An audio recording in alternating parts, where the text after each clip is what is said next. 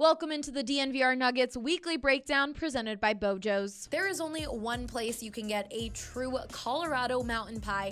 It's your favorite locally owned, legendary, unbelievably delicious pizza joint, Bojo's. And guess what? Bojo's is giving the DNVR family a free honey cheese bread with a purchase of any entree. So head over to your nearest location, grab an entree and your free honey cheese bread when you mention DNVR at Bojo's. I'm Allie Monroy, and with me today is Harrison Wind, and we're coming from you with some breaking news in a sense of the fact that the Nuggets just signed Troy Daniels. What do you think of that move? I think it's a good ad for Denver. I don't know how much I see him playing. I don't think Troy Daniels is a guy who's going to play 20 minutes for the Nuggets off the bench, but I think Denver's going to use him in spots. And for a team that has really struggled from three this year, they're just coming off a game against the Warriors where they shot 3 of 20 from three-point range.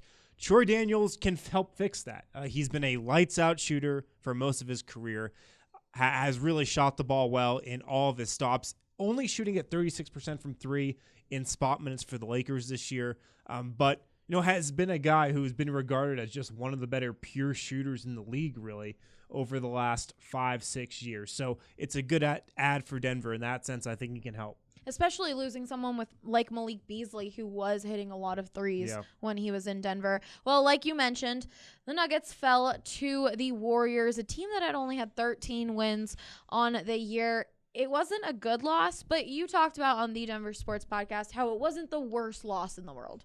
I mean, it sucks. Like, the Warriors fielded a team that looked like a G League team out there. Yeah. And it was a team Denver should have handled and should have handled easily. So it was right to be, pissed off if you're a Nuggets fan about that game. It really was. The thing to keep in mind, though, is that it's just one regular season game. And throughout this season, Denver did lose to the Clippers.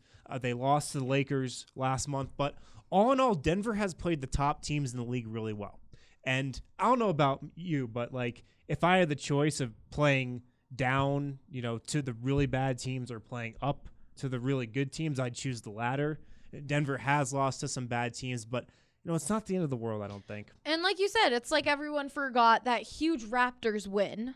Yeah. Which they had on Sunday, which the Raptors had a better record than they did even, and they scored 133 points on them. So the bad's bad, but the good has also been good. Yeah. They take on the Charlotte Hornets, who also aren't the best team. What are a few things you'll be watching for in that game? Yeah, a lot, because yes, they got the win over the Raptors, but this team has been in a little bit of a funk post All-Star break. 3-3? They're 3-3. The 6th worst defense in the league. They're turning the ball over the 7th most times out of anybody in the league since the All-Star break. So they've got a lot of issues they need to hammer out. The bench has been better as of late. I've talked a lot about this on the DNVR Nuggets podcast, but Denver has finally gotten back to the Jamal Murray, Monte Morris second unit backcourt, which thrived last year. It took them like 3/4 of the season to get back to it this year, but they're finally there. I'll be watching to see if Michael Porter Jr. can get back on track. He really hasn't found that groove post All-Star break since returning from the injury, but it does seem like he is firmly in the rotation right now. So he should, be able to get some sort of rhythm back. What are your thoughts on Malone's comments after seeing some of these tough losses, calling the team soft? I mean, Will Barton also called the team soft. I feel like the players are frustrated with their production. You even saw after that Warriors game, Jamal Murray, Monte Morris taking to Twitter, which is something they do not do, I know, saying that's on me. So I feel like they're frustrated with themselves, and that could lead to a good thing. Well, there's a lot of expectations on this team right now. Expectations that definitely were not on this team last year. Yeah. Last year they made the playoffs for the first time in the Malone era. So expectations are super ramped up this year, and you're probably seeing a little bit of just guys not really reacting how they probably should be to the expectations. I think Malone was right to call them soft in LA. That was a soft performance. I don't think the loss against the Warriors was soft, though. That was them just not really showing up against a team they should have handled really easily. But I don't think that Clippers game was a representation of who the Nuggets are. But maybe going through these moments can be good in the long run. You wrote an awesome article on Will Barton and his speech with the team. What did you learn from that? that Will Barton is the pulse of the locker room. And which, I mean, it really isn't that surprising. It's not surprising. But if you're the Nuggets, at least in my opinion, I would want that to be Nikola Jokic. Yeah. And Jokic has made a lot of strides in leadership. Or at least your second star, like Jamal Murray. Yeah. Nikola Jokic has made a lot of strides in the leadership department this year. And so has Jamal Murray. But I did think it was significant that was Will Barton speaking up. And talking to Will, he takes pride in being that guy.